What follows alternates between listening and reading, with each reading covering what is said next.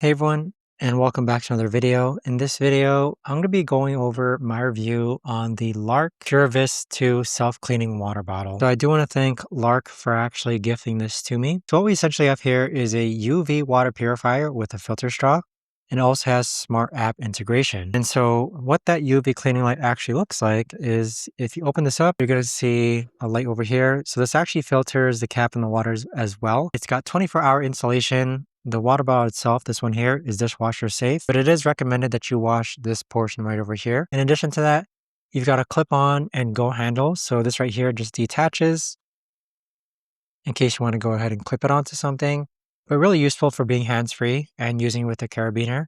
The back here, you do have a Type-C charger cable as well. But overall, I'd say that this is going to be a really neat way just to go ahead and keep your water and water bottle clean. I imagine that if you throw your water bottle into a gym bag or if you're constantly touching things at the gym, this is going to be pretty useful. It's also got smart app hydration tracking, so I'll be making another video on that. But overall, I've had no problems with it whatsoever.